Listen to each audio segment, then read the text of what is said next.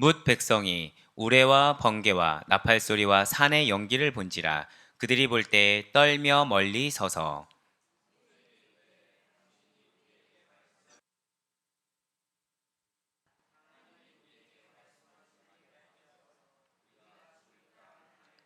모세가 백성에게 이르되 두려워하지 말라. 하나님이 임하심은 너희를 시험하고 너희로 경외하여 범죄하지 않게 하려 하심이라. 백성은 멀리 서 있고 모세는 하나님이 계신 흑암으로 가까이 가니라. 아멘. 할렐루야. 네, 오늘도 이렇게 변함없이 살아있는 주님의 말씀을 듣기 위하여, 그리고 이렇게 한 달의 시작을 주님께서 주시는 그 은혜 가운데 반드시 내가 이렇게 말씀과 기도로 시작하면 하나님께서, 자, 우리 오늘 첫날이니까 절 따라 힘차게 강력하게 고백하시겠습니다. 나의 삶에 반드시 역사하십니다. 아멘. 예, 그렇습니다. 나의 삶에 반드시 역사하신다라는 그 믿음으로 말미암아 이렇게 특별 새벽 기도에 함께하고 계시는 모든 성도님들을 주님을 환영하고 축복합니다. 우리 이 새벽에 출애굽기를 통해서 은혜 받는 귀한 시간을 갖고 있습니다. 사실 조금 이제 하나 간증하고 시작하면, 목이 정말로 안 좋았습니다. 목이 정말 찢어진 듯이 아팠고, 그 금식 때는 아시다시피 약도 잘 먹지 않습니다. 예, 왜냐면은 그냥 다 끊거든요. 근데 어제 한 성도님이, 제가 이제 이전에 이전 교회에 있었을 때 목소리가 굉장히 청량하고 청아했는데, 근데 제 목소리가 굉장히 탁해졌다. 물론 이제 깊이가 있었지만 탁해졌다라고 했을 때 저는 영성과 바꿨습니다라고 얘기를 했어요. 사실은 굉장히 교만한 말이죠. 예. 근데 이제 부르짖는 기도를 아무래도 많이 이제 그 중간 기간 동안 하다 보니까 목소리가 갔습니다. 그래서 실제 이제 어제도 저녁까지, 어제 일정이 굉장히 타이트했거든요. 아침에 9시에 나가서 저녁에 6, 7시 정도에 이제 아내와 같이 들어오는 일정이었는데 세 군데 미팅 정도를 했나 봐요. 예, 근데 목이 굉장히 아픈 거예요. 밤 11시, 12시까지. 예, 그래서 이거 오늘이 걱정된다고 해서 이제 기도를 하고서 다시 말씀 묵상 시간으로 들어갔는데 갑자기 목이 트인 거예요. 예, 지금 제 목소리가 이전과 제가 느끼거든요. 지금 찬양하면서도 제가 놀란 게 되게 간만에 약간 뭐라 그럴까, 어린애처럼, 네, 어린애처럼 목소리가 쩌렁쩌렁 카랑카랑하다고 해야 되나요? 그렇게 목소리가 나온 거를 저는 느꼈습니다. 왠지 표정들은 똑같은데 뭐가 다르다는 거지? 라고 표정하시는데, 그러니까 뭘 느꼈냐면, 무슨 말씀 드리고 싶냐면, 사실 하나님이 저한테 명하신 날짜는 7월 31일까지였어요. 근데 그때가 시험이 가장 극심하더라고요. 그때가 유혹이 가장 극심합니다. 하지만 그것을 극복하고 나면, 그럼에도 불구하고 하나님이 약속 주신 그 사명을 끝까지 견디고 나면 하나님께서는 소소하든 크게든 반드시 여러분들이 스스로가 느낄 수 있는, 절대 고백하실게요, 은혜를 주십니다. 예, 그렇습니다. 은혜를 주신다는 사실을 정말 믿으시길 바래요. 정확히는 주님의 사명과 관련된 은혜를 주신다고 믿으셔야 돼요. 즉, 지금 제 목소리는 무엇을 하기 위해서 하나님이, 지금 어제까지만 해도 사실 이 말 한마디 한마디 할 때마다, 어제 설교가 사실 저는 약간 조금 마음에 안 들 정도로 이쪽이 허르니까 혀가 여기를 본능적으로 안 대려고 하는 거예요. 그러니까 혀가 약간 꼬이거나 그런 느낌 있잖아요. 그러니까 발음이 샌다는 느낌이었거든요. 그리고 소리를 뭔가 지르려고 하면 여기가 너무 아픈 겁니다. 찢어진 것처럼. 근데 지금 제 목이 어떻습니까? 목이 괜찮아요. 자, 여기 천정이 헌 게 지금 사실은 혀 아랫부분을, 그러니까 이쪽으로 내려왔어요. 지금. 네, 잇몸이 얼었어요. 자, 잇몸 안쪽은 발음하는데 지장이 있을까요, 없을까요? 이쪽 안쪽은 크게 없습니다. 예, 이 아래는 지장이 있어도 이쪽 안쪽은, 어금니 쪽은 지장이 없거든요. 즉, 여러분들이 사명을 감당하고자 한다고 한다면 끝까지 하나님이 주신 약속을 믿는 믿음으로 하나님의 사명, 그것이 가정이 되었든 사업장이 되었든 교회가 되었든 여러분들이 그것을 사명으로 받아들이고 한다고 한다면 주님께서는 소소하게든 크게든 반드시 여러분들이 느끼고 인정할 수 있을 만한 은혜를 베푸심을 반드시 믿으시길 바랍니다. 네, 그렇습니다. 지금 이스라엘 백성들이 바로 그러한 과정 가운데 있어요. 자, 이스라엘 백성들이 이전에는 하나님을 두려워하였습니까? 아니에요. 하나님을 시험할 정도였습니다. 그렇지만 지금 이스라엘 백성들은 하나님을 두려워하고 있지 않다라는, 하나님을 시험하고 있지 않다라는 것이죠. 하나님을 두려워하고 있다라는 거예요. 그것도 떨며 두려워하고 있습니다. 자, 지금 이스라엘 백성들은 40년 광야 시대에 여러분들이 잘 아는 것처럼 2단계인 시내산 기착 시기, 시내산 중간 체류 시기에 머물고 있어요. 그런데 이 중간 체류 시기라는 것이 상당히 중요합니다. 자, 우리는 어제까지 십계명을 들었습니다. 그러고서 이제 시작하게 되는 이 기점 가운데 왜 지금 이 본문만 따로 빼서 우리에게 말씀을 주시는지 생각할 수 있어야 된다는 것이죠. 자, 시내산 중간 체류 시기 이전에 들어가는 그 시점에서, 중간 체류 시기에 들어가는 그 시점에서 이스라엘 백성들의 모습하면 무엇이 생각나십니까? 패역했어요.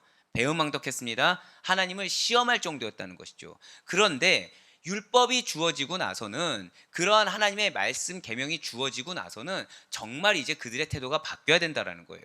즉 그들이 소소하게 역사하는 하나님의 은혜조차도 체감할 수 있을 정도로 하나님의 말씀 앞에 예민하게 기민하게 반응하고 그걸 절대성을 가지고 반응할 수 있어야 된다라는 것이죠. 예, 그렇습니다. 그렇기 때문에 하나님께서는 드디어 지금 모세에게 십계명을 내리셨습니다. 자, 그렇다면 이렇게 모세가 하나님께로부터 십계명을 받을 때 산 아래에서 기다리는 백성들의 모습이 어떠했겠습니까? 자, 오늘 본문 말씀을 보시면 지금 하나님이 원하시는 백성들의 모습이 있다라는 거예요. 그것은 뭐냐면, 백성들은 하나님께 가까이 다가가면 자신들에게 재앙이 닥칠까봐 두려워 떨고 있다라는 것이죠. 즉 드디어 하나님에 대한 경외심이 생긴 것입니다.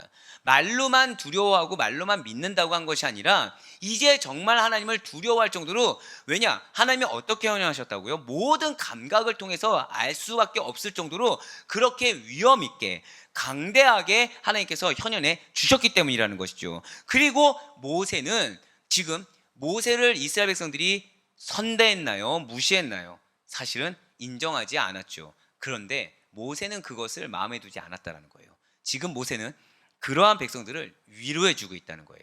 사랑하는 여러분들, 여러분들의 마음을 어렵게 하는 영혼들이 있을 수 있습니다. 여러분들의 오래 묵은 기도 제목과 같은 상황이 주어질 수도 있어요.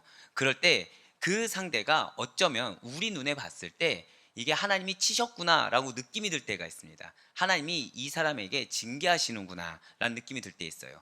그럴 때 우리는 내가 먼저 두려워해야 됩니다. 내가 먼저 회개하며 그 영혼을, 절 따라 고백하실까요? 사랑으로 위로해야 합니다.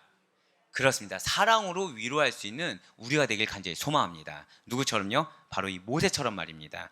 하나님의 모든 행하심은 백성들로 하여금 범죄하지 않게 하시려는 사랑의 배려임을 모세는 깨달았다는 것이죠. 그렇기 때문에 이 두려워하는 백성들을 위로할 수가 있었다는 거예요. 지금 백성들이 두려워 떠는 이유가 무엇입니까? 율법을 선포하는 현장에서, 말씀이 수여되는 그 현장에서 최고의 위험을 가지고 하나님께서 친히 임재하셨기 때문이라는 거예요. 그냥 하나님이 이렇게 역사하신 것이 아닙니다. 분명 이전에도 하나님의 역사라고 인정할 만한 놀라운 기적 같은 삶을 경험했던 그들이에요. 그런데 그것에 대해서 그냥 의뢰 그러려니, 그것조차도 설마 라는 마음으로 의구심을 품었던 그들인데, 그들이 이제는 빼도 박도 못할 정도로, 그들이 어떻게 뒤로 숨지 못할 정도로 하나님께서 놀랍게 현현했는데, 그 현현하는 자리가 어디였다고요?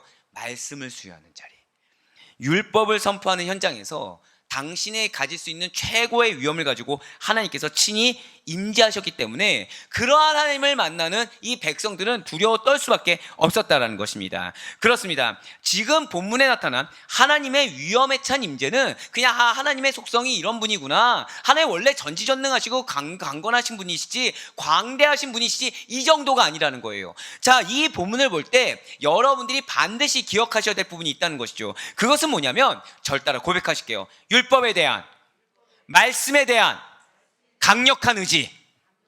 예, 바로 이거 기억하셔야 돼요. 이것이 정말 중요합니다. 지금 하나님이 그냥 임재하신 것이 아니에요. 하나님이 이전에도 임재하실 수 있었고, 사실 이 다음에 하나님이 현현을 보여줄 수도 있었다는 것이죠. 그냥 하나님의 역사만 보여주셔도 되는 건데, 왜 지금 하나님이 이 율법이 수여됐을 때, 그럴 때 하나님이 강력하게 모두 다 두려워 떨 정도로 임재하셨냐면, 하나님께서는 나는 말씀에 대해서, 나는 율법에 대해서 철저하다, 나는 이 말씀에 대해 권위가 있다, 나는 여기에 내 힘과 능력이 있다, 너는 이 말씀을 대하기를 나를 대해야 된다 라는 그 강력한 의지를 담고 있다는 것입니다. 사랑하는 우리 모든 성도 여러분들, 말씀을 대할 때 이러한 하나님의 강력한 의지가 나에게 선포되었음을 믿는 믿음이 여러분과 저의 믿음이 되길 간절히 소망합니다. 요즘 시대에 많은 분들이 말씀을 사실은 경홀히 여깁니다. 말씀이 내려줘도 말씀의 절대성보다는 상황에 빗대어서 적용하는 말씀 정도로 생각을 하지, 이 말씀에 내 상황을 맞추거나 이 말씀에 내 삶을 드릴 생각은 잘하지 않는다라는 거예요. 하지만 여러분들, 말씀에는 권위가 있습니다. 그 권위가 무엇이라고요? 하나님의 강력한 의지가 있다는 거예요. 이 말씀이 나고 이 말씀을 받는 너희들은 나를 대하듯이 그렇게 두렵고 떨리는 마음으로 받아야 된다라고 하나님께서는 이미 그 강력한 의지를 선포하셨다는 것이죠. 아멘? 정말로 여러분들, 우리 사랑하는 아데포이 교회는 말씀이 끊임없다고 말씀드렸습니다. 이것이 하나님의 사랑의 증거라고 말씀을 드렸어요. 즉 무엇이겠습니까? 하나님께서는 여러분들을 향해서 사랑하시기도 하지만, 한 번 더 저 따라 고백하실게요. 나를 향한 강력한 의지가 있으십니다. 이 사실에 두려움과 동시에 위로받을 수 있는 우리가 되길 간절히 소망합니다. 왜 두려워야 돼요? 내가 그 말씀대로 행하는지 안 하는지, 그 말씀을 어떻게 대하는지 하나님이 감찰하신다는 거죠. 자, 그런데 왜 우리가 위로받아야 되는 것입니까? 나를 포기하지 않았다는 거예요. 지금 나를 계속 사랑하신다는 거죠. 나에게 계속 기회를 주고 계시고 거기에 나를 붙들고 나를 통해 역사하시겠다는 것입니다. 할렐루야. 예, 그렇습니다. 그래서 지금 이스라엘 백성들로 하여금, 그리고 오늘날 우리로 하여금 하나님의 말씀에 거역하지 못하도록 만드셨다는 것이죠. 지금 본문은 단순한 하나님의 임재 모습에 대한 묘사가 아니라는 거예요. 강력한 율법 준수에 대해서, 강력한 말씀의 준행에 대해서 교훈을 담고 있다는 것이죠. 먼저 오늘 본문 18절 말씀을 보시길 바랍니다. 뭇 백성이 우레와 번개와 나팔 소리와 산의 연기를 본지라 그들이 볼 때에 떨며 멀리 서서. 아멘. 자, 지금 이것을 이스라엘 백성들이 보고 있어요. 이스라엘 백성들이 산에서 우레가 들리고 번개가 보입니다. 나팔 소리가 나요. 그리고 연기가 온 산을 뒤덮는 것을 보고서 떨며 멀리 서 있다는 거죠. 감히 가까이 가지조차 못하고 있다는 것입니다. 대체 왜 이스라엘 백성들은 떨면서 멀리 서 있는 것입니까? 자, 분명 이스라엘 백성들이 분명 그토록 만나기를 원했던 하나님이 아니겠습니까? 하나님이 계시다면 모든 것이 해결될 거라고 믿었던 그들이 아니었습니까? 그렇게 원했던 분이 가까이 계심에도 불구하고 왜 지금 두려움에 떨고 있는 것입니까? 지금 이스라엘 백성들은 압도당하고 있다는 거예요. 물론 속히 하나님을 만나고 그리고 그분의 권능을 덧입기를 바랬던 것은 맞아요. 그렇지만 자신이 생각했던 이상의, 자신이 판단했던 이상의 하나님을 만나게 된 거죠. 무서운 우레, 두려울 정도의 번개, 귀가 먹먹할 정도의 큰 나팔 소리가 울려 퍼지는 시내산에서 놀라운 위엄과 그리고 권능으로 임재하신 그 하나님의 전전을 보고서 화들짝 놀랄 수밖에 없었다는 거예요.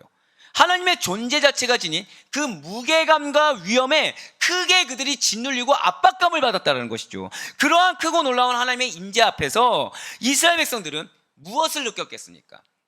자기가 얼마나 무능한지, 자기가 얼마나 나약한지 인정하지 않을 수밖에 없었다는 거예요. 아, 이 광야 가운데 내가 지금 이런 분을 거역하고 돌아가려고 했구나. 아, 내가 이런 분을 시험하려고 했구나. 야, 나 정말 아무것도 아니구나 라는 걸 느낄 수밖에 없었다는 거예요. 인간적으로 우리가 누군가의 앞에서 나의 무능함, 나의 연약함, 나의 나약함을 인정한다, 이 굉장히 어려운 일입니다. 거의 불가능하죠. 우리가 하다못해 내 죄를 하나님 앞에 회개하는 것조차도 사실 어려워하지 않습니까? 내가 회개한다고 할 때 한번 여러분들 스스로를 한번 생각해 보시길 바래요. 하나님 앞에 회개한다고 하면서 알게 모르게 솔직하게 고백은 하지만 내 마음에 속상함, 억울함, 내 마음에 상처받은 거, 이런 거를 또 하나님 앞에 우리가 고백하지 않습니까? 이거는 결국 내가 온전히 고백을 한 것입니까? 아니면 여전히 또 나를 드리고 있는 것입니까? 나를 드러내고 있다는 거죠. 사실은 하나님 앞에서 그럴진데 사람 앞에서도 우리는 사실 누군가 앞에 인정하기가 어렵다는 거예요. 굉장히 부끄럽고 사실 자존심 상하는 일처럼 느껴질 수 있다는 거죠. 그러나 그 누군가가 하나님이라고 하면 달라져야 된다는 거예요. 그 누군가가 사람 앞에서 우리가 부끄러울 수 있고 자존심 상할 수 있고 나를 드러내고 싶을 수 있지만 그 존재가 하나님이라고 한다고 한다면 마치 사람 앞에서 그러듯이 우리가 하나님 앞에서 그래서는 안 된다라는 것이죠. 하나님을 두려워하며 그분 앞에서 겸손해질 수가 있어야 된다는 것입니다.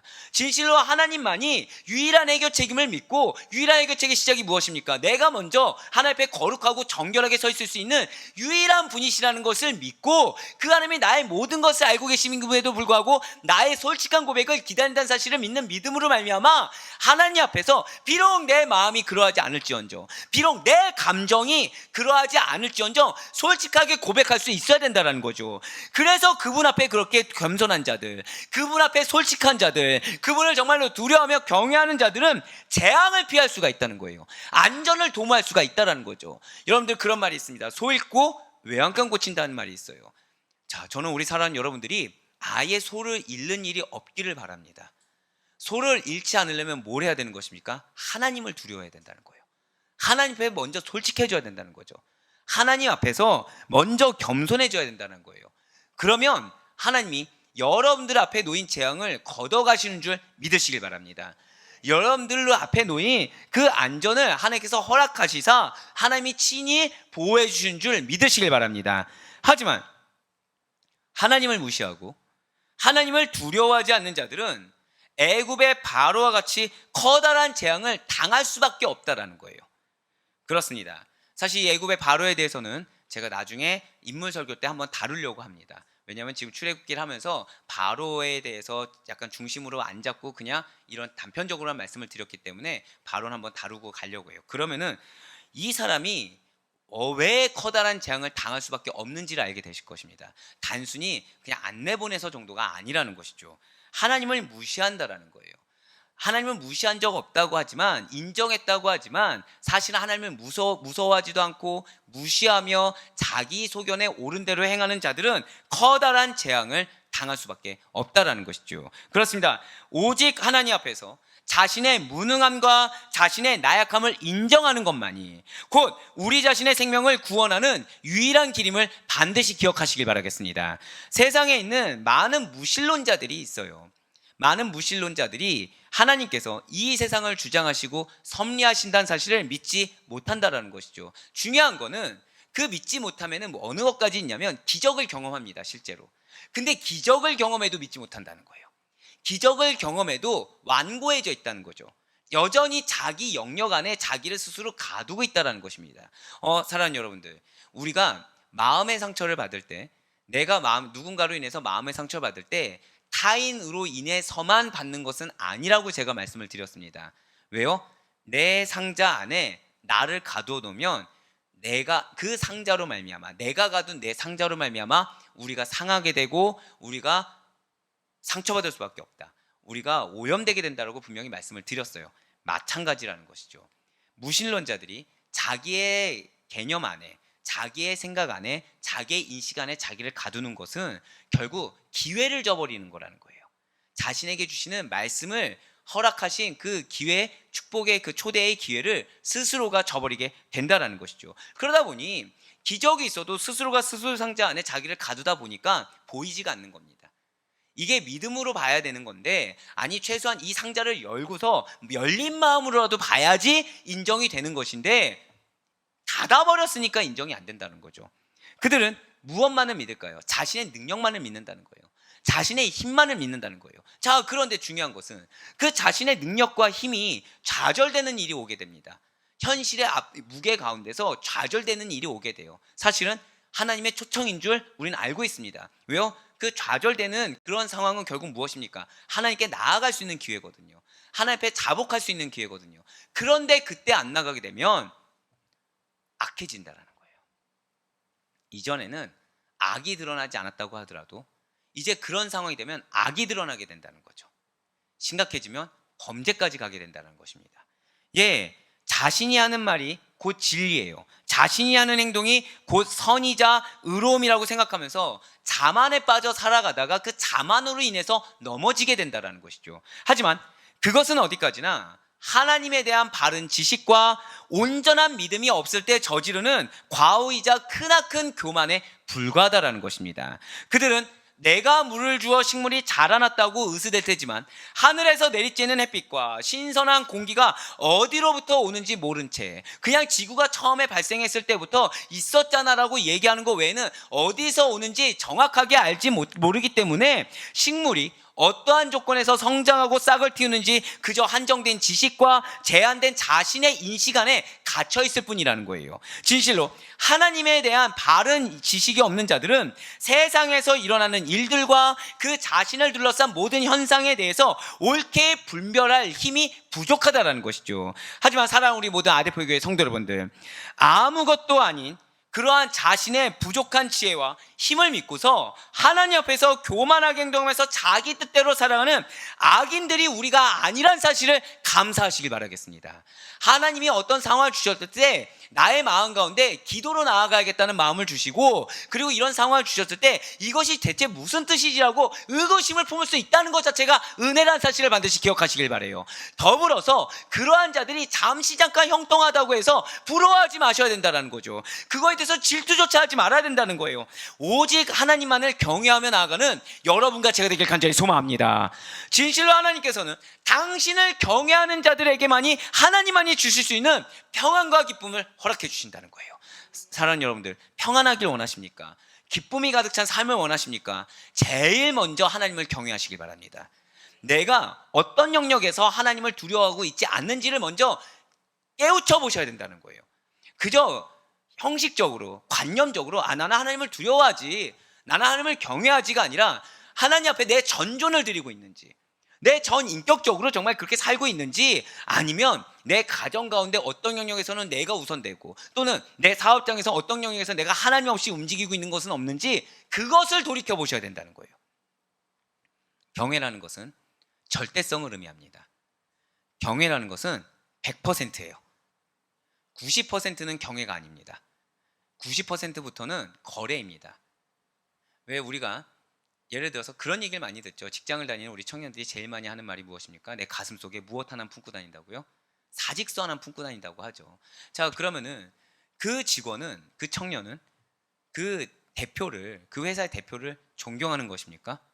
아니라는 거예요. 거래라는 거죠. 마지못해 다니면서 무엇 때문에요? 월급 때문에 다니는 거죠. 하나님을 경외한다는 것은 그런 것이 아니라는 거예요. 하나님이 주실 것 때문에 내가 그분 옆에 붙어 있는 것이 아니라, 경외라는 것은 하나님께 감히 그런 생각조차 하지 못할 정도로 내가 감히 그분 앞에 설 수 없는 존재임을 인정하는 가운데, 그런데 예수 그리스도의 십자가 보혈로 나에게 기회를 주신 것에 대한 감사하는 마음, 이것이 바로 경외심인 것입니다. 존경과 두려움과 감사가 있는 자들, 그러한 자들에게 하나님이 무엇을 허락하신다고요? 평안과 기쁨을 허락해 주신다는 거예요. 그러니 하나님만을 경외하는 여러분과 저에게 주님께서 베푸시는 철저한 보호하심과 돌보심을 경험하며 살아갈 수 있는 우리 모두가 될 수 있길 간절히 소망합니다. 이제 19절 말씀 보시길 바라요. 19절 말씀입니다. 모세에게 이르되 당신이 우리에게 말씀하소서 우리가 들으리이다. 하나님이 우리에게 말씀하시지 말게 하소서 우리가 죽을까 하나이다. 모세에게 이르되 당신이 우리에게 말씀하소서 우리가 들으리이다. 자, 이전에 교만했던 이스라엘 백성들이었어요. 그런데 지금 뭐라고 고백하고 있나요? 이 말씀은 지금 이스라엘 백성들이 모세를 중재자로 이제 두겠다는 거예요. 이제 인정했습니다. 드디어 이제 진정으로 모세가 중재자라는 걸 인정했어요. 그리고 모세를 통해서 내가 하나님의 말씀을 듣겠다고 한 거예요. 그러니까 여전히 그 하나님의 그 엄청난 현현하신 앞에서 지금 압도된 겁니다. 그러니까 감히 나아가고 감히 직접 들을 생각조차 하지 못하고 모세를 통해서 들을 수밖에 없다는 걸 인정했다는 거죠. 마치 에덴 동산에서 아담의 사건 이후에 하나님의 음성을 직접 듣기를 두려워한 모습과 흡사한 반응인 것입니다. 하나님의 음성을 순수하게 직접적으로 받아들이고 싶지 않은 불순종의 행태는 사실은 하나님에 대한 인간의 본성적인, 그러니까 죄의 본질을 갖고 있는 본성적인 반응이라고 할 수 있다는 거예요. 그러니까 왜 우리가 기도를 꺼려할 때가 있습니다. 왜 우리가 말씀 보는 걸 꺼려하거나 예배를 꺼려할 때가 있다는 거죠. 그것이 결국 무엇을 증거하고 있는 거예요? 바로 이런 하나님에 대한 인간의 본성적인 행태가 드러났다는 거예요. 믿는 자로서의 모습이 나온 것이 아니라 그 아담이, 하와가 에덴 동산에서 하나님의 음성을 기피했던 그런 모습을 보여주고 있는 거랑 동일하다는 거죠. 결국 그러면 그 시간에 우리는 무엇을 해야 되는 것입니까? 내가 지금 뭔가 문제가 있구나. 그걸 깨달아야 된다는 거예요. 기도를 꺼려하거나 예배를 꺼려한다. 그러면은 지금 나 뭔가 문제 있다. 내가 지금 하나님 앞에서 지금 뭔가 죄를 지었다. 나도 깨닫지 못하고 나도 분별하지 못하는 죄를 지었다라고 분별할 수 있어야 된다는 거예요. 예, 그렇습니다. 그래서 지금 이스라엘 백성들은 이렇게 외쳤다는 거죠. 하나님이 우리에게 말씀하지 말게 하소서. 우리가 죽을까 하나이다. 즉 지금 알고 있는 거예요. 하나님 말씀하시면 그걸 직접 들으면 난 죽을 수밖에 없구나. 인정한 겁니다. 자신의 죄악을. 지금 이스라엘 백성들은 하나님을 심히 두려워하고 있습니다. 그리고 하나님과 직접 만나는 것을 곧 죽음이라고 생각하고 있다는 것이죠. 사실 맞습니다. 절대적으로 거룩하신 하나님의 그 초월한 영광과 절대적으로 공의로우신 하나님의 그 위엄, 그 앞에 섰을 때 죄악된 인간은 죽을 수밖에 없다는 거예요. 그래서 출애굽기 33장 20절 말씀을 통해서 하나님께서는 우리에게 이렇게 말씀하시지 않으셨습니까? 또 가라사대 내가 내 얼굴을 보지 못하리니 나를 보고 살 자가 없음이니라. 아멘. 바로 이러하기 때문에 당시 이스라엘 백성들은 사망을 면하기 위해서 하나님의 음성을 직접 듣지 않으려고 했다라는 거예요. 그렇습니다. 이스라엘 백성들은 하나님에 대한 두려움으로 말미암아 하나님께 나아갈 수가 없기 때문에 모세라는 중재자를 통해서만이 하나님의 음성을 간접적으로 들을 수가 있다라는 것이죠. 하지만 오늘날 여러분과 저는 다르다라는 거예요. 사실 제가 지금 출애굽기를 하면서 뭐에 대해서 항상 제일 많이 감격하고 크게 놀라냐면 그리스도의 보혈이라는 것이 정말 위대하구나라는 걸 깨닫게 됩니다. 왜냐하면 신약시대 성도들은 중보자 대신 예수 그리스도를 통해서 하나님께 직접 기도하고 직접 간구하는 은혜를 얻게 됐다는 거예요. 그런데 사랑하는 여러분들, 제가 한번 좀 못된 질문 드리면 여러분들 어제 하루 동안 죄 안 지으셨습니까? 자, 우리가 어제 특히 대인관계 명령을 들어보시니까 이거는 오늘 사실 어떤 분이 그런 고백을 하더라고요. 기쁜 고백이었습니다. 하루에 몇 명을 죽이고 있다고, 살인을 몇 번을 저지르고 있다고 얘기하시더라고요. 저는 그분 하나님 기뻐하셨다고 확신해요. 왜냐하면 하나님은 솔직한 고백하는 자를 좋아하시거든요. 예, 우리가 하루에도 몇 번씩 살인을 저지른다는 거죠. 자, 근데 우리 지금 죽었습니까? 살았습니까? 우리 여전히 하나님의 사명을 갖추고 살고 있다는 거예요. 예수 그리스도 안에서 살고 있다는 거죠. 자, 제가 지금 어디 안에서 살고 있다고 말씀드렸어요? 예수 그리스도 안에서. 이게 보혈의 능력이라는 거예요. 내가 죄를 지었어요. 사실 하나님 앞에 설 수 없는 존재예요. 하지만 예수 그리스도의 보혈이 그러한 우리의 자범죄까지도 씻겨주시고 우리를 그 자리에 세워주신다는 거예요. 예수 그리스도의 대속하심이 이러한 놀라운 능력과 은혜란 사실을 깨달을 수 있는 여러분과 제가 되길 간절히 소망합니다. 예, 맞아요. 우리는 말씀을 통해서도, 그리고 우리는 성령의 내주하심을 통해서도 하나님께 직접 간구하고, 그리고 또한 하나님이 나에게 주신 그 음성을, 그 뜻을 분별할 수가 있다는 것이죠. 하지만 안타깝게도 우리 주변에는 아직도 죄로 인해서 죽음의 두려움에 떨고 있거나 아니면 영원한 생명과 축복을 얻기를 원한다고 하면서도 방법을 몰라서 방황하거나 아니면 아직까지도 뭐가 문제인지 모른 채 자신이 죽어가는 것도 모른 채로 그저 허랑방탕한 세월을 보낸 자들이 허다하다라는 것이죠. 그래서 우리는 그러한 자들에게 우리의 유일하고도 완전한 중보자가 되시는 예수 그리스도께 나아올 수 있도록 초청할 수가 있어야 된다는 거예요. 여러분들을 통해서 그분들이 의구심을 가져야 된다는 거죠. 궁금증이란 걸 가져야 된다는 거예요. 여러분들의 삶을 통해서 어떻게 저렇게 살 수 있지? 이런 질문이 나와야 된다는 거죠. 정말 뭔가 있나 보다라는 생각이 들어야 된다는 거예요. 여러분들이 그래서 그 입술을 증거했을 때 그때 마음문이 열릴 수 있도록 하나님이 여러분 통해 그래 너가 정말 그 정도라고 하면 내가 그 마음 열어줄게 정도의 우리가 그 영혼을 사랑하는 마음의 열정이 있어야 된다는 것이죠. 할렐루야. 이것이 주님이 우리에게 오늘 말씀하시는 핵심이라는 사실을 반드시 기억하시길 바랍니다. 우리가 그 영혼에게 그 영혼의 마음문이 열릴 수 있을 정도로 뜨거운 열정의 사랑을 베풀어야 되는 이유가 무엇입니까? 여러분들에게 약속하셨기 때문이에요. 여러분들에게 말씀을 주셨기 때문이라는 거죠. 여러분들과 함께 하시겠다는 말씀을 주셨습니다. 여러분들에게 반드시 그 언약을 성취하겠다는 약속을 주셨습니다. 믿으십니까? 그런데 그 언약의 성취에는 뭐가 있냐면 여러분들 통해서 공동체가 변화됩니다. 믿으십니까? 여러분 통해 영혼이 변화됩니다. 믿으십니까? 이걸 믿으셔야 된다는 거예요. 말씀의 절대성이 있습니다. 말씀을 우리에게 왜 내려주셨는지를 우리가 우리의 연약한 존재에 빗대어서 생각해 볼 수가 있어야 된다는 거예요. 예, 그렇습니다. 진실로 주님께서는 당신의 때에 가장 선한 길로 인도하실 것을 믿으시길 바랍니다. 진실로 우리 주님께서 길 잃은 영혼들, 방황하는 영혼들, 변질된 공동체들을 친히 하나님께로 인도하시사 그들에게 영생과 축복을 얻게 하실 것을 반드시 믿으시길 바라겠습니다. 이제 20절과 21절 말씀 보시길 바라요. 모세가 백성에게 이르되 두려워하지 말라. 하나님이 임하심은 너희를 시험하고 너희로 경외하여 범죄하지 않게 하려 하심이니라. 백성은 멀리 서 있고 모세는 하나님이 계신 흑암으로 가까이 가니라. 아멘. 지금 모세는 백성들이 더 이상 두려워하지 않을 수 있도록 진정시켜주고 있습니다. 그리고 하나님께서 친히 강림하신 이유가 그러한 이스라엘 백성들을 시험하고 이스라엘 백성들이 하나님을 경외할 수 있도록 만들어서 그들이 더 이상 범죄하지 않도록 하기 위함이라는 사실을 모세는 밝히고 있다는 거예요. 그렇습니다. 하나님께서 이스라엘 백성들을 시험하신 이유가 무엇이겠습니까? 바로 오직 믿음을 더욱 성숙하게 하기 위해서, 그리고 그로 말미암아 이스라엘 백성들을 저를 따라 고백하실게요. 나를 축복하십니다. 그렇습니다. 여러분들을 축복하시기 위해서 지금 시험하시거나 믿음의 연단의 시간을 거치게 하시는 줄 믿으시길 바라겠습니다. 그렇기 때문에 이스라엘 백성들은 시험이 닥쳤을 때 하나님을 원망하거나 낙심에 빠지거나 모해서는 안 된다는 거예요. 제가 마지막에 뭐라 말씀드렸나요? 모해서는 안 된다는 거죠. 확신을 가지시길 바랍니다. 정말 믿음의 확신을 가지시길 바라요. 여러분들 믿음의 확신을 가지려면 말씀에 거해야 됩니다. 계속해서 강조하고 있죠. 지금 우리 아대포유교회 성도님들은 신앙의 성장을 이끄는 하나님의 초청이 있는 줄 정말로 믿으셔야 합니다. 그래서 우리의 신앙은 모호해서는 안 된다는 거예요. 뜨겁지도 차갑지도 않은 그러한 자들이 되어서도 안 되고요, 좌로나 우로나 치우친 자가 되어서도 안 된다는 거죠. 오로지 하나, 오로지 한 방향이 우리의 신앙이 되어야 된다는 것입니다. 오히려 그래서 그러한 자세로 말미암아, 그 확고한 믿음의 자세로 말미암아 그 시험을 더 큰 믿음으로 축복으로 인도하기 위한 디딤돌로 인식하고 받아들이셔야 된다는 거예요. 그래서 사도 베드로가 이에 대해서 우리에게 이렇게 말씀하고 있지 않습니까? 마지막으로 사도 베드로의 베드로전서 1장 6절과 7절 말씀을 읽도록 하겠습니다.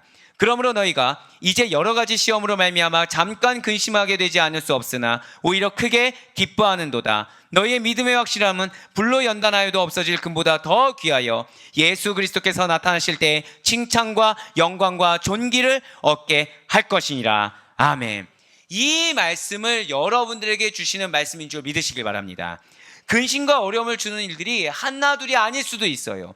작정하고 해결하고자 하는 일의 유무가 눈에 보이지 않을 정도로 막막할 수가 있습니다. 하지만 그 모든 것들은 종국에는 여러분들의 그 굳건한 믿음으로 말미암아 주님께로부터 칭찬과 영광을 받게 되는 그러한 일들이라는 사실을 정말로 믿으시길 바라겠습니다.